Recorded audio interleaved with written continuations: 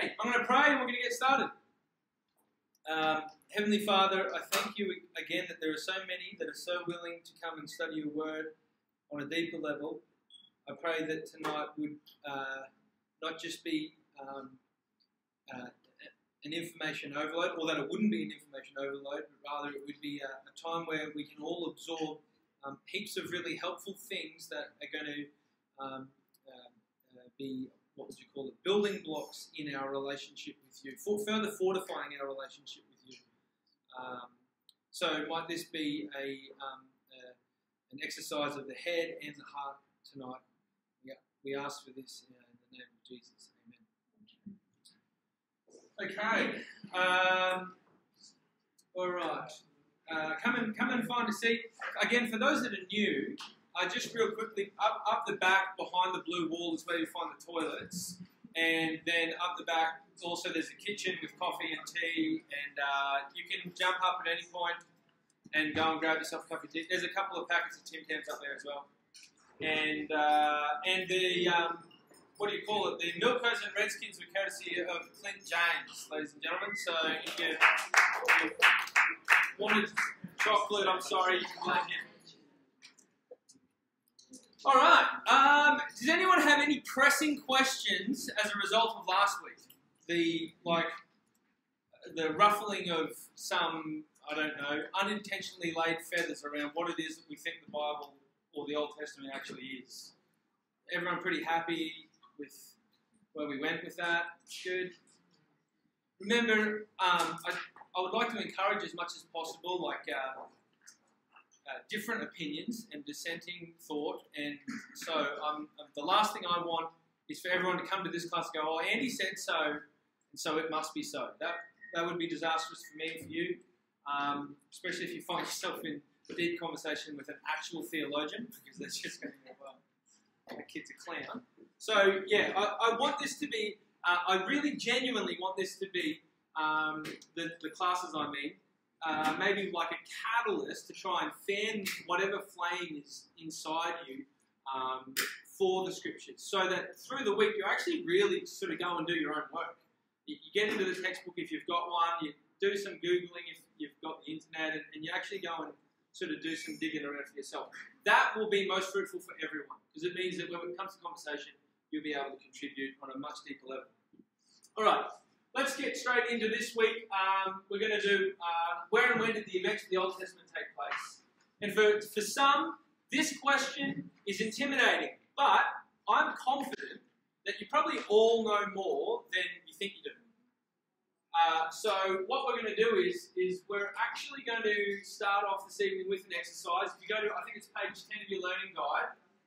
Does anyone not have a learning guide, by the way? Good, everyone's got one. You can, with your table or just by yourself, there's plenty of space provided, just list as many events, what have we got? No, characters, Old Testament characters that you can think of. Just go for it. You don't have to stick to the allotted space. You can write all over your page. You can write on the back. But we'll go for probably 5 minutes just trying to write as many Old Testament characters as we can think of.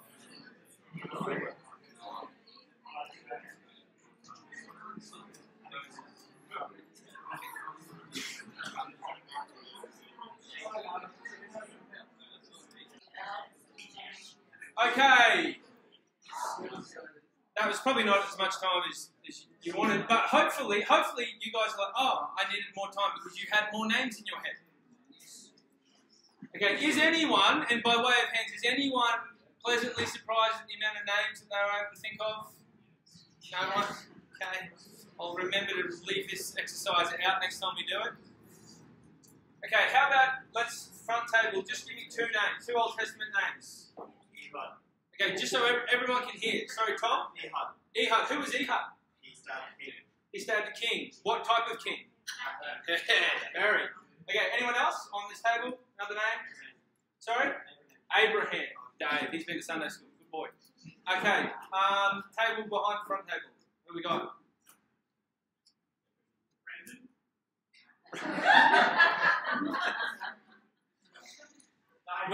So David. Yes, good. David's just rattling off all his brothers' names himself.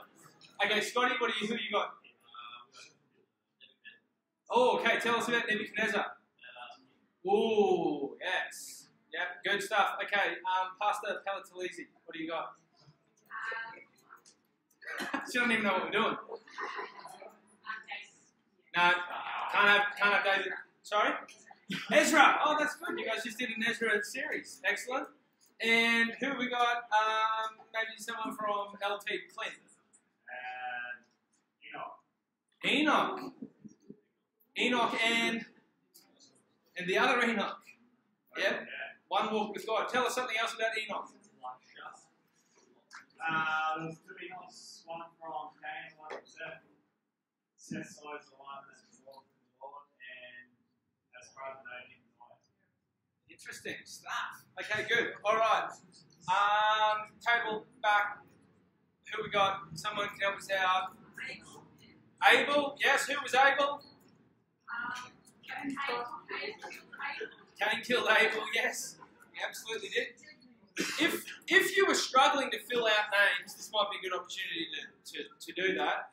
But to keep the ball rolling, we'll move to the front table. If you guys got any names for us? Adam. Yes. Does anyone know what Adam means? Yes. Well, humanity even, which might throw a spanner in the works for those of us like myself who are young Earth creationists. Okay. Up the back, my right, your left.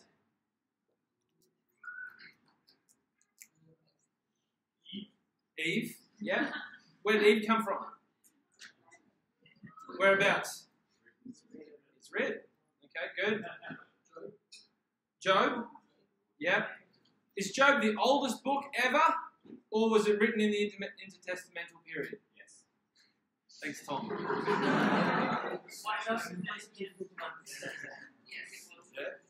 Is Job a real story, or is it just a poem? Yes. Yes. Believe it or not, that's a pretty popular opinion that it is a real story that is a poem. So, yeah. So, yes, it's adequate. Well done. Okay, up the front, who have we got? A name. Boaz. What do you like about Boaz? Good, righteous fella. Yep. Yep. He ended up with a pretty little bride too. Yeah. There you go, boys. If you're good and righteous, you might get a pretty bride. One a lot younger than you. Okay.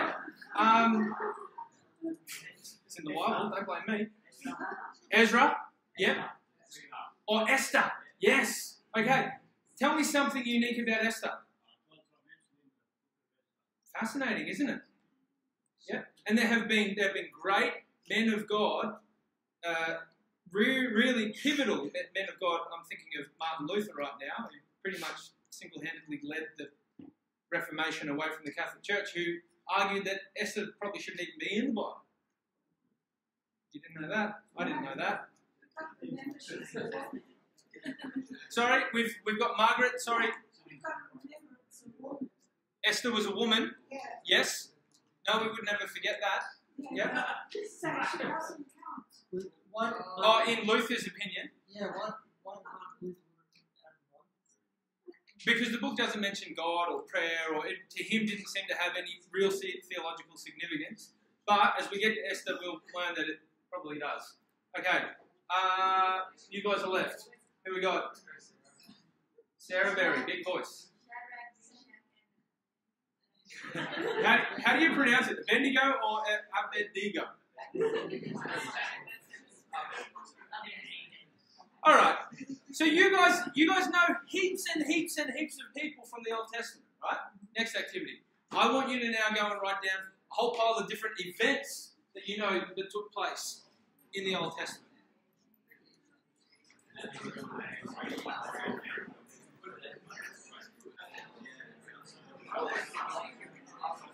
Okay.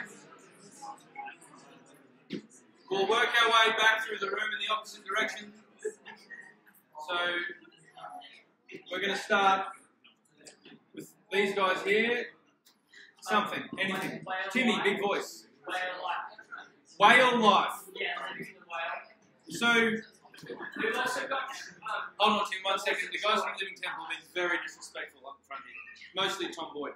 Okay. Tim said, what did you say? Whale life. Tom, what's Tim talking about? Whale life. Yes, what's he referencing? Good, you got a hint from Davey Walker. Good job. Did you have anything to add to that, Tim? We also have the horse of Troy. I said that wasn't in the Old Testament. Okay. Yeah. This is I okay. can't identify who said it, but we don't describe it. Okay. Right, so we've all got a bit of a picture of the horse of Troy, right? We kind of know that story. Yep. There was an issue with a woman again. Okay. So that's a joke. Come on, you know I love women. I have a wife and mum and 2 daughters. So no, but this raises an interesting. What would you call it? Not phenomena, but maybe we'll just roll with that for the time being.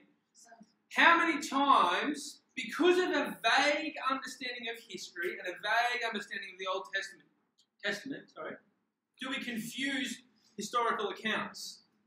And this can happen probably even more dangerously, I guess, in the New Testament, where there are certain parables that have been told by wise religious sages or monks or whatever over the years, and then we've imported them into the New Testament unconscious of the fact that they never existed there. And a very common one is the footprints in the sand. Because people hang like certain Bible verses on their, fridge door or whatever, and then they have the footprints in the sand thing there. And people always go, which book did that come from again? It didn't come from any. So that can happen, and it's an honest mistake, and it shouldn't be something that prevents us from openly sharing.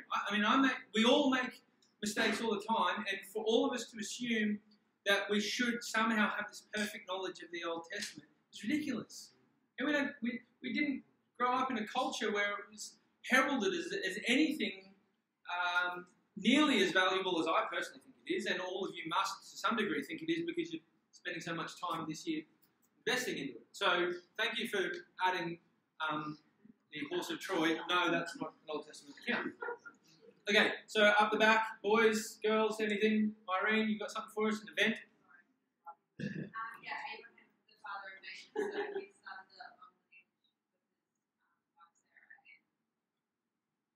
Sarah. Okay, what about a particular event? Okay, crazy. Who has ever read that story and gone, what? Just me. Okay, a couple of people. Good. I know. Otherwise, we've got potentially a lot of children at risk in this room. Okay, good, thanks. Up the front, anyone here?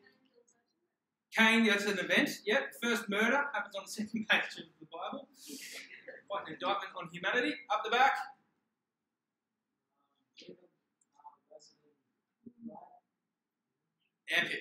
Epic story. Jacob, and we're going to spend a little bit of time on this tonight. Jacob wrestles with God, and then God gives Jacob two things. He gives him a bad hip and a new name. And what does the new name mean? He struggles with God. The father, or the namesake of, the nation what would become the nation that would be was intended to be a picture of God for the rest of the world is called struggle with God. If you're not struggling with God, might I argue that maybe there's something missing in your relationship with God at the moment. I think we should be struggling with God. Okay, it's a good thing to struggle with God. We struggle with things that are important, don't we? You could argue that if you've never had a fight with someone, you don't really care that much about your relationship with that person.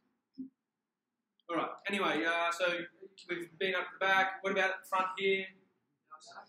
Noah's Ark. That's a good one. Hey, it's a good story or a bad story? Oh yeah, probably both. Gee, I keep giving you guys you'd answer it either way. Well, it's a great story. Yeah. Okay, up the back.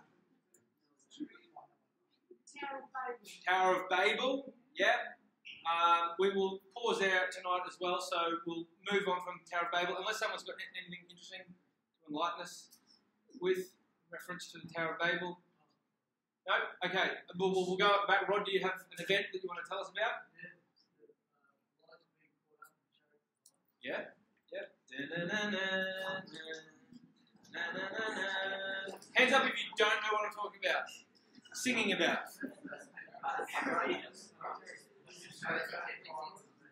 It's a different thing. Okay. In the middle, Askins, something. Go feed. Okay. So Fiona, who just gave us Moses in the reeds, she was the one that picked up on the fact that the 2 emails I sent at the start of the week, neither of them had attachments. So you can thank her for actually getting some attachments this week. Yes, okay, Moses, they in the read, we'll touch a little bit on that, I think. And guys at the front. Honey lion. Honey lion. Who wants to give us an idea of what Tom is talking about? Honey lion. Jacqueline, big voice. Samson had a meal that he gave to Delilah. I don't know who he gave to.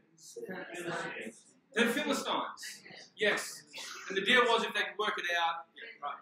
Okay. And what was the other one? Talking donkey. What's the talking donkey? Balaam. Balaam's ass. That's always been an encouraging story for me because it says that God can even use donkeys. Okay, so now I'm not going to do this just yet, but I'm wondering how confident we would be if we had have listed all of those different events and characters in ordering those characters and events in history chronologically. Or even just matching names with events. It's like, who came first? Was it Moses or Abraham? Where did Jonah fit in again? There was a whale there at some point. I don't even know where that sea was. How do we get? Like, how would you go ordering all of that? Yeah, this is an analogy I found helpful for me when I first embarked on trying to iron out some crinkles. My knowledge of the Old Testament was a bit like this. There was lots of it. I just didn't know how to get it looking like this. You kind of feel like that? It's like, often we have this and we say, I don't know anything about the Old Testament. That's not true. You know lots of things about the Old Testament. It's just being able to order it in any kind of a fashion that we could make some sense of it. Now, here's a disclaimer. What I'm going to propose to you guys for this year is that we actually embark on setting up a framework. Alright? Something we can actually hang all the events on. And we're going to do this in a chronological order. Now the risk is, and I think we may have touched on this last week a little bit, is that scriptures, the authors of the scriptures aren't nearly as concerned with chronology as we are. Okay, for the Western mind that likes to compartmentalize things and have them ordered so that we can sort of file particular times and events and people and the themes that surround those things, is not necessarily the way the ancient mind thought. In fact, Leviticus is one of the best pictures of this. If you've ever read it, and not many people have, or at least they've read the first couple of chapters and gone, yeah, below that, there's 1,001, well actually there's just over 900 laws that are written into Leviticus, right? And there are laws that are talking about like personal hygiene, and then there are laws that seem to be like touching on like the civics, you know? And then there are laws around religion and spirituality, and they're all intermeshed and intertwined, and it's like there's absolutely no order. Why couldn't Moses just gone, okay, here's how you do personal hygiene, and here's how you do family relations, and here's how you do interpersonal relationships, and then here's how you do, public dispute. Like, there's absolutely no consideration for any kind of categorization. Now, when we get into Leviticus, we'll work out why. What I'm arguing that we should do will be helpful, but only helpful. This isn't like the rule. This isn't the way you learn the Old Testament. This is just something for us to start hanging those pieces of information. Once you've got them hanging, you'll be much more confident to mix and match certain things, and you'll get a pair of trousers and go, well, that actually goes with that shirt much better than it does with another pair of trousers right next to it. You know what I mean? Does that make sense? So here's what I'm going to do tonight. I'm going to try my best in the time that we've got to give you a brief overview of the events of the Old Testament as they happen in chronological order. And for the most part, the first, what would you say, 17 books of the Old Testament kind of follow a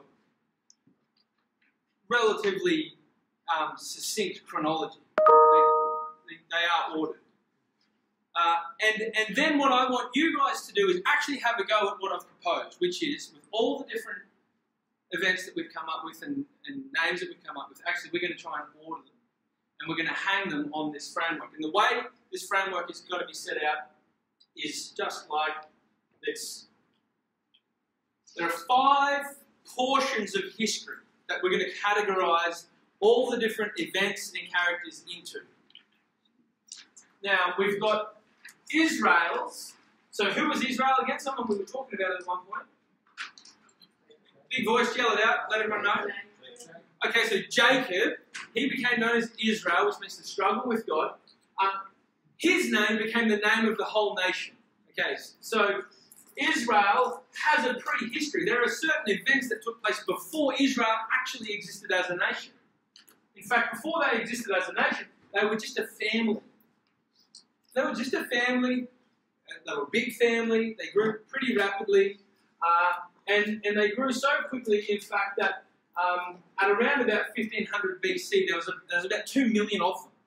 So the Bible says. And of the 2 million, they were divided roughly up into around about 12 different tribes. Those 12 different tribes actually were the 12 sons of Israel. Israel had 12 sons. Not exactly, actually. That's a conversation for another time. 2 of the tribes were his grandsons. Anyway, so now, what I've called a confederation, I've used confederation, this is the only word I googled it. They weren't a nation as a family of 2 million. They were actually captives. But a confederation is kind of like that agreement between certain states that say, well, we're all together, but we're not necessarily unified to the point of being a nation. Because that does actually take place. They do become a legitimate kingdom. And there is a period of history where there are certain events that take place in that period. And then that particular kingdom eventually is overrun by Nebuchadnezzar, Scotty Aston was talking about, the Babylonian king. And so the scriptures have stories and events and prophecies pertinent to the period immediately leading up to that exile or that capture from Babylon, their time spent in Babylon, which would be like Esther, we were talking about Esther, and then also their return from Babylon to where they had set up as a nation originally in Jerusalem, and that would be like Ezra, I think Susie mentioned Ezra. So there's our 5 portions of history, and feel free to take notes and ask questions along the way. Don't feel like it's rude to get up and grab coffee or go to the loo, because this period could go just for a little bit. Okay. 5 portions of history. Here's how we're going to do it. The prehistory of Israel is basically answering for Israel this question. Where do we come from? Why are we here? Where are we going? 3 of the most fundamental questions that every single human being asks. In fact, these are the 3 questions that preoccupy philosophical thought and debate today. So this is not new. This is something that the Israelites they were asking this particular question. And so we have the creation account, and as we'll learn in week 4, this is a particularly unhelpful picture of the creation account, but you guys can see what I'm trying to get at there. And the world is good, okay? And the world is created so that God could be with us. God wanted to be with us and wants to be with us, and this is a theme that we'll find throughout all the Scripture. But we made a choice to be independent of God. Okay? And so for the Israelite, they're like, well, where did we come from? From God. That's really good. He wants to be with us. But how come the world sucks so much? Well, because. Right? And so this is an image depicting the fall of man. You know, Adam and Eve took from the fruit, chose to, be their own God, and as a result, things got pretty bad. And so bad, in fact, that God goes, I'm done. This is horrible. Like every thought and the heart and mind of humanity is just evil, so we're just going to wipe things out altogether. And so we get the story of Noah's flood. So this is all the prehistory of Israel. So Israel is learning this by way of oral tradition until Moses actually pens it. But the prehistory also reveals to Israel that God is a redeeming God. He wants to be with us. We rejected him. The result of that rejection was that we would be without him and to death, right? And so flood comes. But God is not done with humanity, and so he makes a promise. Look, I'm not going to wipe people out with a flood ever again. That's not going to happen. And so he retains a remnant of people that would then go on and populate the world. Okay, now, as a result, the humanity is not grateful to God for what he's done, and they just carry on in their sin. And so this first 11 chapters of Genesis is this prehistory. And all it's told us is that God created the world good, he created humanity good, but we chose to be bad, and we chose to get worse, and so he thought we'll start again, and we continue to choose to get worse to the point where humanity thought that it would be good that if they combined together and unified, they could in some way rival God or bring God to be with them. It's like their behaviour in some way might cause God to make residence on this earth. And, well, God said, I've had enough of this. And so he says, no longer can you guys be unified by your language. We're going to spread you out all over the world by giving you all sorts of different languages. Okay. These are answering fundamental questions for the Israelites who are going, where do we come from? Like, how come the Egyptians speak like this and the Mesopotamians speak like that? So this is answering all these questions for them. And the world at this point, and the way it looks is it's not good, it's grim. And then all of a sudden, the Bible focuses homes right in on this one little geographical area and never moves from it. So if you're up to speed with your geography, what have we got here? Good, very good. What about this one? Okay, that's a good one here. EAU, UAE, United. You guys know it. Okay, good. All right. What about this little one here? Have a guess at what I'm trying to get at. Israel. Okay, excellent. This is where, so the Bible is this big prehistory of how did what happened, what are we doing here, and where are we going, and then all of a sudden the Bible just goes shh, to, no, we can forget that, to a character living over here in what would be modern day Iraq. And Davey Walker told us about this character. What was his name? Abraham. Okay, good. So we've got our God and Adam and Eve and Cain and Abel, and then we've sort of got our Noah story, and now the Bible's tuning right in to answer this big question that Israel has: why are we here, and how do we get here, and what's going on? Why is the world so bad? The Bible says, here we go. This redeeming God, he has a plan, and the plan starts with one man.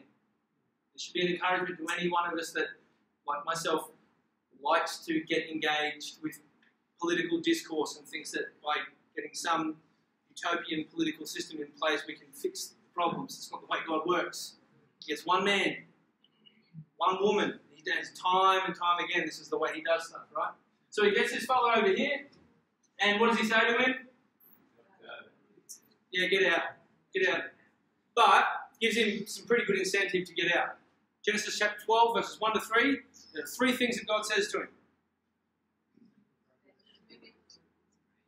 Big one? Okay, I'm going to bless you with a massive family. Now this is coming as a shock to a pretty old guy. Yep. Land. Father of nations. Yeah. And in amongst all of that, there will be a blessing that comes to the whole world.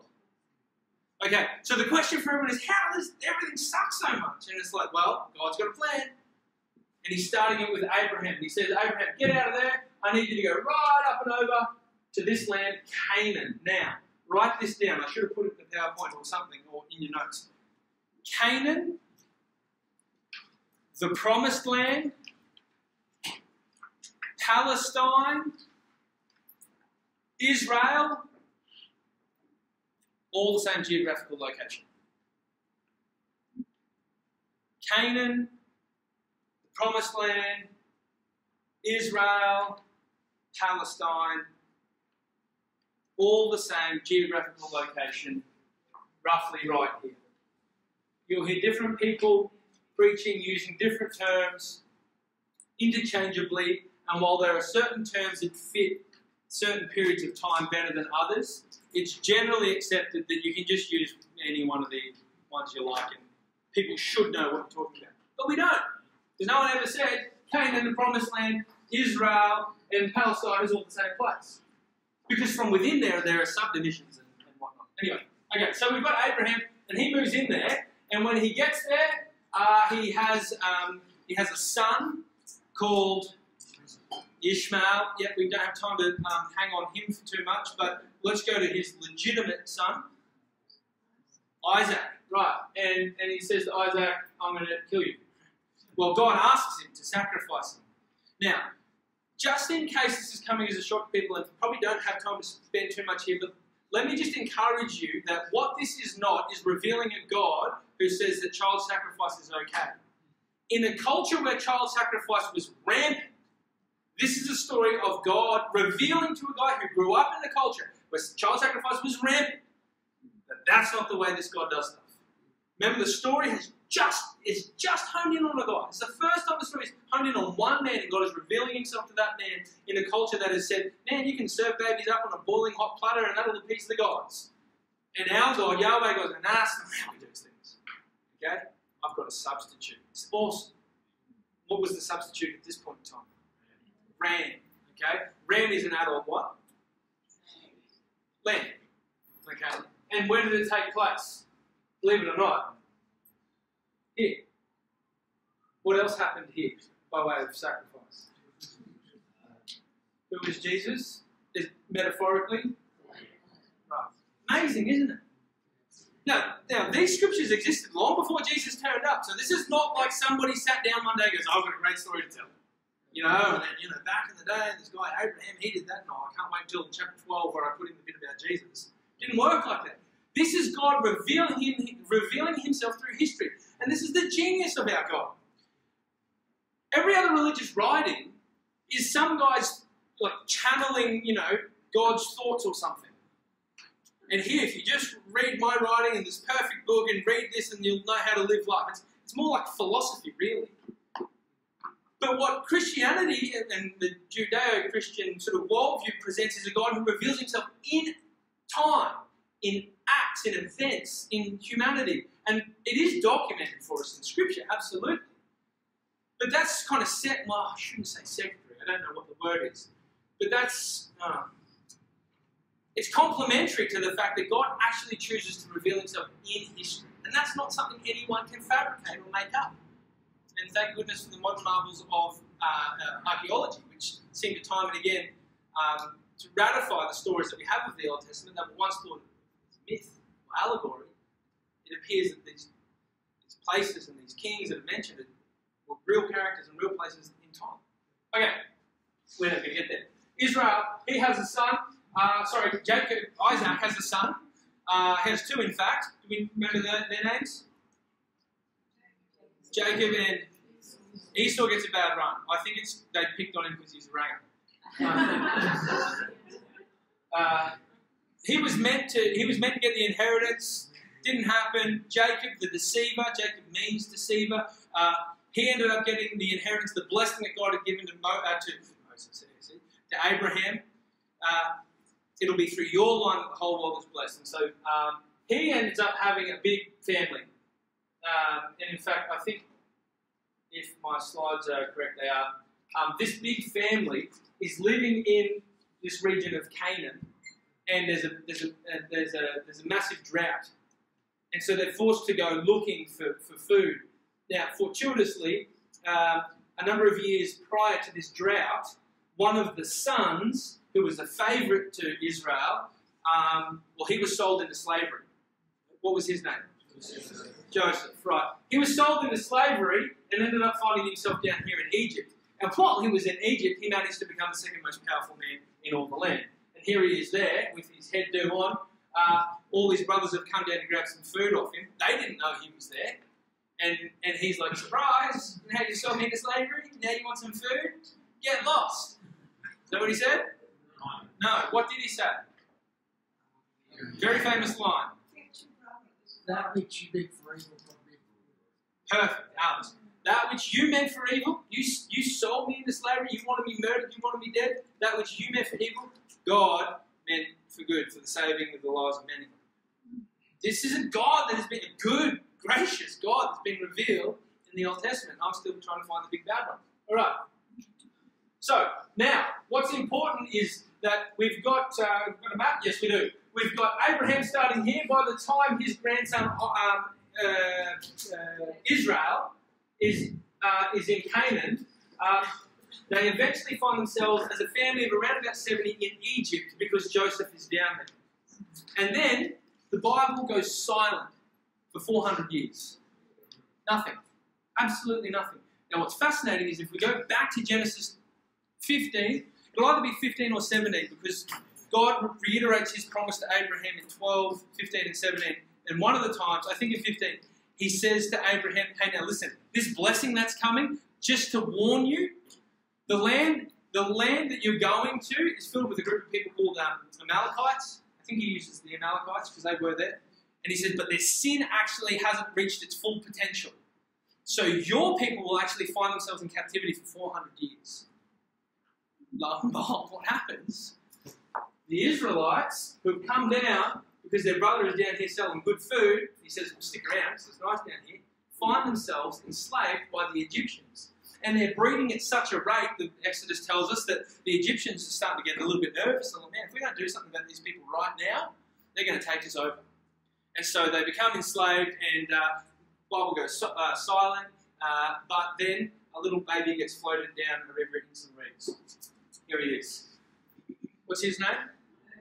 Moses. Now, Moses is one of the Israelites who, again, is at this point in the story referred to as a Hebrew. So, okay, where we see Jew, Israelite, and Hebrew, we'll talk more about it later as we go along, basically synonymous. One is not necessarily the other. But everyone is a Hebrew, everyone is an Israelite, some are Jews. Now, he was a Hebrew baby who was at risk of being killed because, like I said, the Israelite mums, they were breeding really, really well, and the Bible says it like that. And so the Pharaoh's like, let's just kill heaps of the babies. Why don't we do that? Great idea. That's the way we roll. Life is cheap. They are slaves. Let's kill the little kids. But, thank goodness, we've got Moses' mum, and her name is Miriam? That's his sister. What's her name? Moses' mum. That's what we're going to call her. She goes, nah, I'm not giving him up. So she sort of hides him for a little while, but then it gets a bit hard to hide him. This is a peculiar one. She thinks, I know what I'll do. Put him in the basket, put him in the Nile. Filled with crocodiles and all sorts. Well, she wasn't completely negligent. She did ask her, the baby's little sister to follow him down, and she made sure that he found his way into the arms of the princess of Egypt.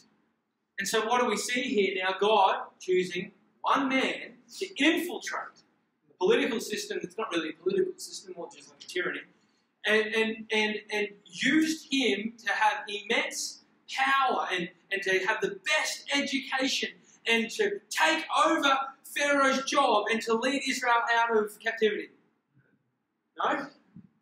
It's not what happened, is it?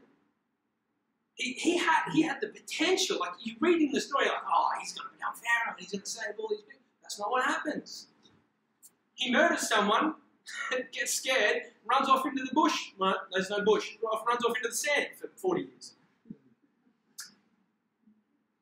Awesome story. He's about 40 years old. He chuffs off into the desert for about 40 years because he's scared for his life because he's killed an Egyptian and he shouldn't have. But when he returns, God uses him to lead his people, all 2 million of them, out of captivity. And so he does this after a number of plagues, one of the most influential plague being that of the spirit of death. God sent his angel of death.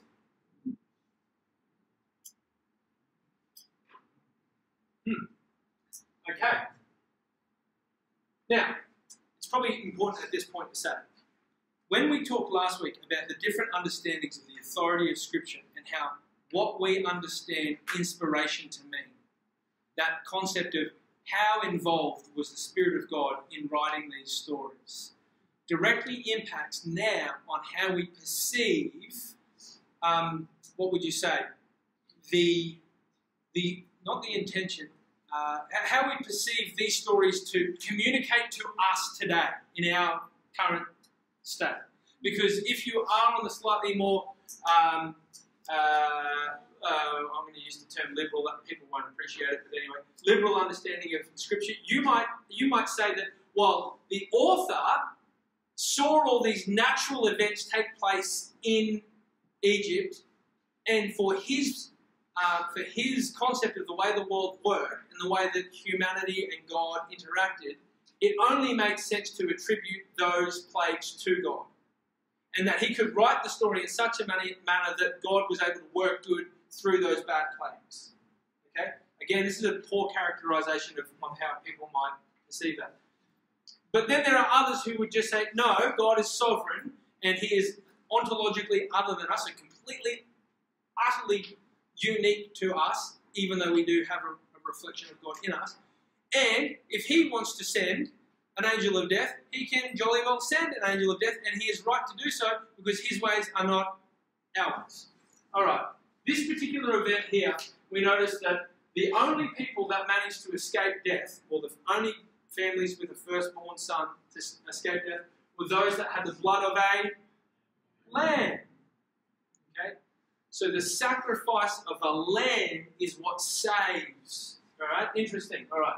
Well, what happens? Moses then, we know the story, leads Israel through the Red Sea. The Red Sea is, it's this part of the Red Sea here. You probably can't see that over on this side. That's a worse map. Okay. Not right down here, okay? It didn't happen there. It was up here somewhere. But then there are some that would argue that, well, actually, there's a land bridge there, but there's a bit of water to walk through, so it would probably happen up there. People don't know. There are people that have written books about how we found the land bridge underneath the Red Sea, and whether no one knows where it happened. I read one guy who was saying that we found chariots at the bottom of the Red Sea, and we know they were of this particular time in history because they were 90% one metal, 12% another metal, and 4% another metal.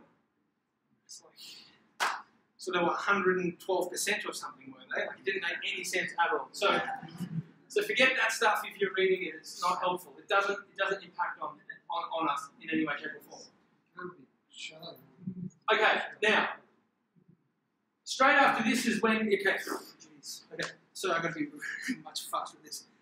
The story has honed in on Abraham. Abraham's family become a great big nation led by Moses, but they don't have any Bible. Okay, they don't have any literature that we're aware of. They have oral traditions probably, and they can be trusted. We talked about that last week. You can trust an oral tradition. And they may have had some literature, some stories, because by this time cuneiform was, I don't know that it was common practice, but I know from what I've read that it existed, that people were writing stuff down on clay tablets. But they certainly didn't have an articulated understanding of how God and man interrelate. That doesn't come until the Ten Commandments, and then the 600 commandments thereafter. Okay? So, now where does all this take place? God says, hey, I'm going to lead you back to the land that I promised your forefathers. So once you cross the Red Sea, I just need you to go right instead of left.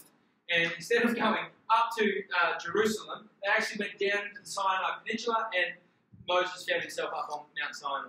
That's where he gets his Ten Commandments, and he starts telling people, hey, this is the God that we've got. Now, what's fascinating is the Scripture at no point, anywhere, ever says that these are the Ten Commandments.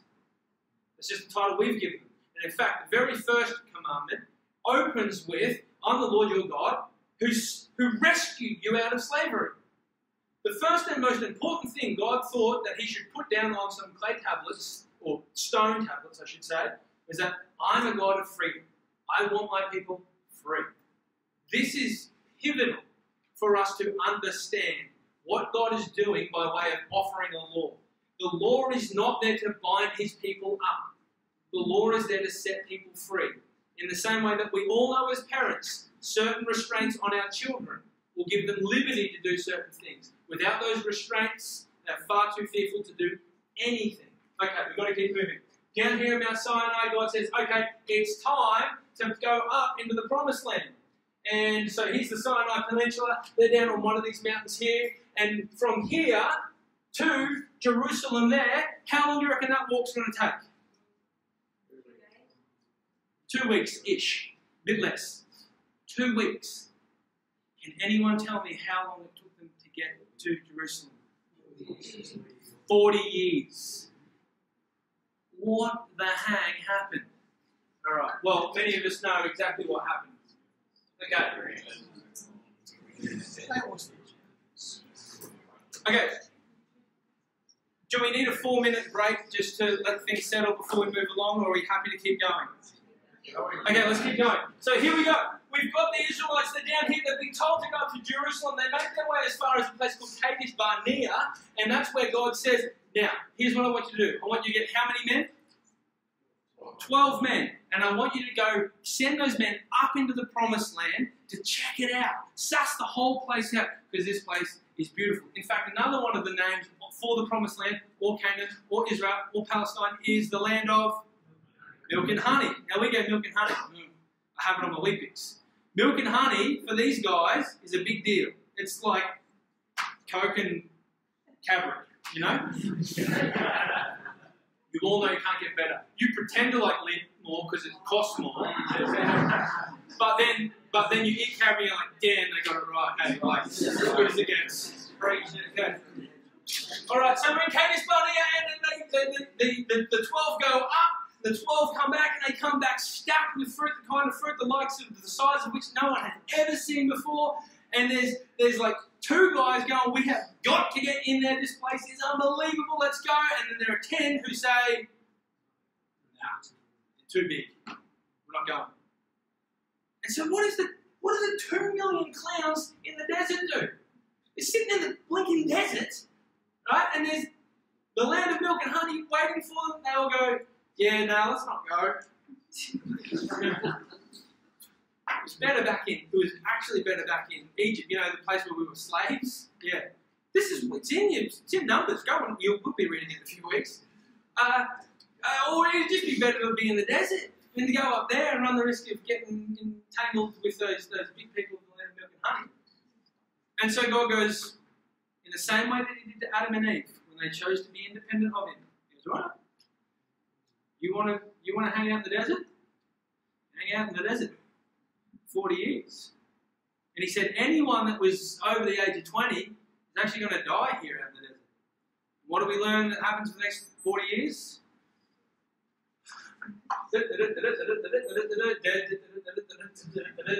Alright, everyone dies who was of the age of 20 and over until there's 2 left. Joshua. Yeah, well, I don't know what happened to Caleb. He got to go into? Yeah. Alright. So there was 3 left. There was Moses, and then there was Joshua and Caleb. No. Yeah, I'm quite aware of that. So, we're still doing the There was 3 left, and then God says, okay, now's the time. Now, rather than going up the way I originally asked you, I want you to go out through the Arabian desert and across another river, the Jordan this time. But Moses wasn't to go. Before he did go, though, he said to them, listen, the deal that we got on Sinai works like this. You do what God says, good things will happen. You don't do what God says, bad things will happen. Now repeat after me. So they all repeated. Do good things happen. Do bad things happen. He goes, all right, now I need you to separate 6 tribes over here, 6 tribes over there. Same thing. Do good things happen. Do bad things will happen. He goes, all right, you're right to go across. They move across. They find themselves on 2 hills. And he says, all right, I need you to tell each other, what happens when you do good things? And they say, good things happen. He says, all right, what happens when bad things happen? Bad things happen. He didn't yell. He told them to do this. Again, you'll read it and you'll get a better picture of it. But it's important that you understand their concept of the way they related with God was very similar to the way young children work with their parents. Ava and Charlotte are only young. At the moment, they don't understand that there is a... And they do understand. Let me say that again. At the moment, the way I train them to understand what is right and what is wrong is I punish them when they do the wrong thing. I don't like doing it. What parent likes belting their kid? None. Okay, so there's some Kiwis in the red. No, I'm going to have to edit that out. So, but I'm not going to. Alright. No one likes doing it, but we do it because we know it's good for the kid. And God is, remember, He honed in on Abraham. And one of the first things that Abraham is just learning that God doesn't like people killing their own kids. You know, this is one of the fundamental things that he finds out about God. God starts to reveal Himself more and more. And so He's training His people. This is how we behave. And so it would be foolish of us to think that God is different in the Old Testament the way He is now. Because the way I parent my girls now is going to be very different the way I parent them when they're 20. Okay? When they're 20, there's going to be a whole lot more of you big enough and ugly enough to look after yourself. Okay? And that is very much the kind of covenant that we're working in right now. God's not sitting there waiting to strike us on the back of the neck every time we do the wrong thing. There are natural consequences that you guys know what I'm saying, and I don't have time to keep going. Okay, so they're in the promised land, and then what do we get? We get the band come in and do the work for the soldiers. What's this story? Okay, when God said go into the promised land, He said get everybody in there out. You are now my chastening rod for all the evil they have committed. Remember He said to Abraham way back in the day, they haven't sinned enough yet for me to justify actually wiping them out. So you're going to go and spend 400 years in captivity. Once you're done there, mind you, I'm going to be using you to sort those fellas out. And this is God revealing God doing the work, not God. This isn't revealing God using men to do His dirty work. Because of the way that things function even here. God's not going in, hey, let's use swords to knock everybody out. Let me reveal my almighty, omnipotent self. The band can do it. This is important that we understand what God is trying to communicate to these people, these wildly savage people. I'm a big bad God, and I don't need anybody to do my dirty work. And you guys, it's time to get out. My people are moving in.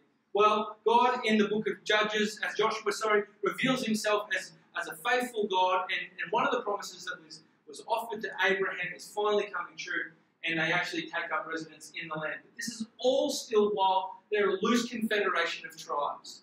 There's no nation just yet.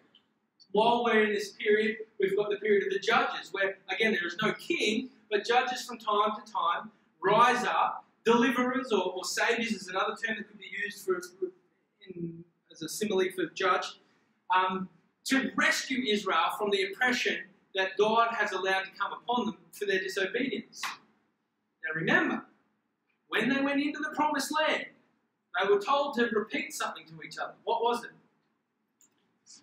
Do good, get good. Do bad, get bad. What happens under the reign of the judges is this cycle of apostasy, the cycle of turning away from God. Every time the Israelites turn away from God, He allows foreign oppressors to come and persecute His people. Now, this is an act of grace, because if it weren't for that persecution, they would never turn back to God. But every time they do turn back to God, what does He do? What does He do? He rescues them. With a new political system? No? Just raises up one man, or one woman. Or a man and a woman. The man was a bit impotent, so he needed the woman there. You'll get to that when you read the book of Judges. Okay, so you see God revealing Himself again here? This is, again, grace is being revealed in the Old Testament, that God will never, ever, ever break one of His promises. And that we only do what He asks us to do, and He's right there to forgive us every single time. Okay, we've got to keep moving. Now, while this cycle of apostasy is taking place, the Israelites are getting a little bit fed up with it. They're like, we're sick of getting done by foreign peoples who've got their own king. Can we get a king too? And while the prevailing prophet at the time, going by the name of Samuel, great, he says, listen, God, these people, they're not interested in just depending on you. They want a king. God says, well, I don't know if you've read Deuteronomy yet, Samuel, but I knew this was going to happen at some point. And so let's go get a king. And so they find a king, and his name is Saul. But what's interesting is that Saul comes from a tribe who isn't promised to be the line by which God would bless the whole world. He's from the tribe of Benjamin. This is confusing again. It's like, man, there's Old Testament. Never easy. Well, we know that Saul has a pretty sudden fall from grace, and a young fellow rises up by the name of David. Yes. David kills the ugly brute Goliath. And what I love about it is that he cut Goliath's head off with his own sword, and then he carried Goliath's head around for the day. I don't know why that's in the Bible, but it is. So it must be there for a reason. Maybe we can find out when we get to Kings. Samuel, sorry. Kings comes next. Under David, the nation unifies, good and proper. And so we move into this next period of time, or next portion of time, where we call it the nation of Israel. And so all the promises of the past sort of are starting to come to completion, and some are wondering, is David going to be that one that blesses the whole world? And David rules for a short period of time before he, after a couple of hiccups, passes it on to his son. His son Solomon builds a temple. Now, up until this point, God's presence has been manifest, like has existed in a geographical location in something else that starts with a T. A tent, or a tabernacle, yes. Now, Solomon builds a temple, and everyone's like, oh, finally, God's got it. This is it. God's coming into the temple, and he does. His presence settles on the temple by way of smoke pillar, just hanging out the back of the inner room. Okay, and everyone's like excited. Yes, we're done. God is going to come in now. We're going to take over the whole world, and then the kingdom splits. It divides. So this is the basic geographical expansion of Israel. The promise from God was that from the Euphrates, which is, what's that? That's up there. Okay, so bad graph here for you. But from the Euphrates down to the Wadi of Egypt was going to be promised to the Israelites. They only actually ruled that portion of land for a few years under Solomon before his sons had a fight, and then the northern 10 tribes of Israel decided to defect from the southern tribes, which just became known as Judah. So you've got Israel in the north and Judah in the south. Okay.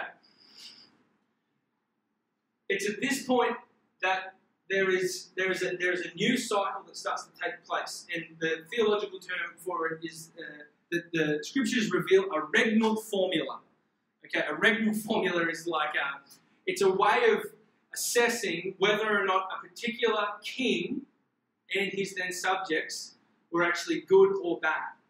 And what we find is that after each cycle of this regnal formula, that each king starts to become worse and worse and worse. And in the 10 northern tribes of Israel, who are a separate kingdom of the southern tribe of Judah, their kings become really, really bad. So bad, in fact, that God is raising up prophets like regularly to tell all the people, listen, if you don't stop sinning, He's going to come in and He's going to wipe you out. And so God starts to reveal Himself by way of the prophets now, and then we get all these prophetic letters that form the back half of the Old Testament. And they're saying all kinds of things, but the basic story is, if you would just repent, He's ready to forgive you, and He's ready to restore your kingdom, and they just wouldn't. And so Jonah is one of them. Jonah actually goes up to, do you remember where he went? Nineveh, right, so over in Syria, or Assyria back then, okay? And is it up there somewhere? Nineveh, right over here, okay, in Assyria. And Jonah goes up there, but not before actually jumping in the Mediterranean on his way over to Spain, like the opposite end of the known world. And this is where the whale was that he chilled out into a little bit. But eventually he goes up to Nineveh, and what happened in Nineveh? They repented. Like this reveals a good God who's like even the evil Assyrians. If they just repented, they would be spared by God. Well, that happens in around about 760 BC, something like that. But by 722 BC, the sin of the northern tribes of Israel is so bad that God actually uses Assyria to come in and completely obliterate the 10 northern tribes of Israel. So much so that there is still argument today as to where the ethnic line has gone. Where did the northern tribes end up? The way the Assyrians used to do things is that they didn't necessarily go and capture a group of people and then bring them back to Assyria. They just went in there, sent some, north, some south, some east, some west, to try and completely eradicate the people. And they would, enforce interbreeding. I don't know if you can call it that. There's probably a term for it. To try and, breed out the Israelite people and bring the Assyrian in. And so that's what they did. But the southern tribes of Judah are only marginally better by way of behaviour. They had prophets too saying, stop, you've got to repent, otherwise God is going to slap you guys upside the head. And they just didn't. And so what God did by this time, after the Assyrians had captured the northern tribes, the Assyrian kingdom sort of started to lose its prowess, and this little Babylon started to gain some ascendancy under the king Nebuchadnezzar. And Nebuchadnezzar comes across, and he sacks Rome for about 30 years, so from 605 BC to about 586, you've got Babylon knocking on the door of Jerusalem. And eventually it falls. And this is where we get the term exile. This group of people were exiled over into Babylon. They were taken up and over through, they didn't go through the desert, up and over into Babylon. And so they were kept there as an ethnic minority in Babylon. And so we get stories of Esther and whatnot while that's going on, and all kinds of crazy stuff happens where God manages to preserve his people over in Babylon. But they're serving a punishment which was prophesied by Daniel to last by Jeremiah to last about 70 years. Daniel realises this, and before long you've got, what was his name? Zerubbabel. He was like a great-great-granddaddy of Jesus, believe it or not. Zerubbabel, he's given the green light to take some of the Jews back to Jerusalem. They're known as Jews now because they are Judeans, and the shortened version of Judean is a Jew. So the Jews come back from Babylon with Zerubbabel, and then they come back with Ezra, the priest, and then there's another group that comes back with Nehemiah. So three groups come back and arrive back in Jerusalem. And so the temple gets rebuilt, and everyone's thinking, oh, finally, yes, God is finally going to do his thing, and this promise that was given to Abraham, we've got our nation back, we've got our temple in the presence of God, and we're going to bless the whole world through our nation, and then nothing happens. 400 years. Nothing happens. So our 5 portions of history, the prehistory of Israel. We've got our family sort of history of Israel. Then we've got our confederation, where they're captive people and wandering in the desert and eventually getting into the land. And then we've got our kingdom, where they actually finally get a kingdom, but there's only 3 kings where the whole nation is together before it splits and falls apart. And then they eventually behave so poorly that God actually disciplines the northern tribes of Israel to the point that they're basically completely decimated. There are prophecies that say that a remnant was preserved, and many argue that they became the Samaritans, who in the New Testament we learn were thought of as worse than pigs by the Jews. But the Jews, certainly, there is a clear historical account of how God kept a remnant of Jews in Babylon and brought them back to Jerusalem. And it was to those that he sent his son 400 years later. Now, here's the question. Do we know what name Jesus was to be known by? This was given to Mary or Joseph by an angel. Can't remember which one. Big voice. Emmanuel. What does Emmanuel mean? If you go back through every portion of history, you'll see clearly a God who is making every effort to be with his people. In creation, through relationship and covenant, by way of presence, theophanic presence we've talked about, the theophany, the manifestation of God in a physical sense, in the tabernacle and in the temple, and then eventually in its fullness through his Son. The Old Testament is key for our understanding for why Jesus even turned up. Because the Israelites, from the time of their confederation, were all asking, how is this going to get fixed? And they were expecting it to come by way of a king, just not the kind of king David was. Different king altogether. Alright, so we've now got 15 minutes for our final exercise. As many of the listed events that are on your page, this is page 14 of your learning guide, we're going to try and assign those events to their period of history in chronological order.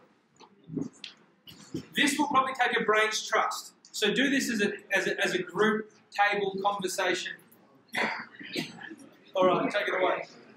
So we've got 2 minutes before you guys all get to go home. Now, for those of you that were wondering why in the world would Andy ask me to read a children's Bible this week, it was for the sake of this exercise. If you didn't get a chance to read a children's Bible this week, take the opportunity to do it this week. The simpler, the better. It will give you just the dot points. Often erroneous meanings will come out of the story. Forget all that from the time. This is just to give us a bit of a framework to start hanging stories on, so that when we go back to talk about themes like God's presence with us, or His covenant desire relationship for us, or His redeeming qualities, or His grace, we'll be able to go and order those themes, now knowing exactly where to pick them up from, because we've got the events and the characters all put in their particular point in time in history. In addition to that, those particular portions of history come with very, very different cultural contexts. So it is no good for us to say, the ancient Jew or the ancient Israelite, they would have behaved like this, or they would have thought like that. I mean, there are some general things that we could say of that. But the ancient Jew living in Babylon, or growing up in Babylon, is very different to the ancient Jew living in Jerusalem. It's very different to the ancient Jew wandering around in the desert, different to the one that had been a part of a nation growing up in Egypt for 400 years. Radically different. So we need to know where these stories take place geographically also, to be able to give us some kind of context, to be able to draw out the meaning of the scriptures. And that's what we're going to do over the next 37 weeks. Okay, but you guys all want to know if you got it right. So, let's start with the prehistory. We've got creation and the fall of man, flood and the Tower of Babel. And God's promise to who? Good.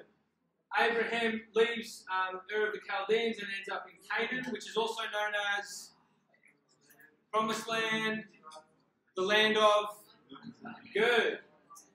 While in Canaan, someone is sold. Yes. And it is Joseph, who is one of the 12 sons of Israel, who doesn't actually get a tribe named after him. It's his 2 sons that get tribes named after them. Okay. Israel then ends up in Egypt because Joseph is down there. They eventually get out of Egypt. And then who gives them the law? Good. I was going to hope that you all said Moses, and then I could have said, no, you're wrong. Yeah, it was God. God wrote it on the stone tablets. Okay. Then we've got the cycle of apostasy under the rule of the... Great. Excellent. Eventually they get a king and they become a unified nation. That's under Saul. King David, he sort of really ratifies that before Solomon builds a temple, and then the kingdom just falls over. Okay, now this was a difficult bit for you guys because I didn't mention Persia. The Assyrian nation up in the north here, over in Mesopotamia, they were the juggernauts, and they got Israel. They disappeared, and Babylon rose to power, and they got Judah.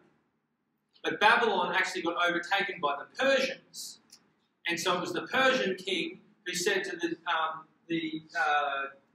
Jews in Babylon, "You can go home if you like." Okay, so the order is: the north goes to Assyria, Judah goes to Babylon, the Persians come and take over the whole region, and they say to the Jews, "Hey, you can go home if you like." Then silence for another 400 or 500 years. If you want to talk about that period of history, you can come back again next year and we'll do that when we do the New Testament. Okay, any questions before you guys all get to go home? Okay, so this week, go and read the children's Bible if you haven't. I'm going to send an email first thing tomorrow morning with details about what else we can do in lead up to next week. I'll put in a couple of video links as well for those of you that want to do that. But beyond that, get ready for Genesis because that's coming in 2 weeks and there's a fair bit of reading. So if you want a head start, maybe you can jump into that now. I'm going to pray. You guys can go.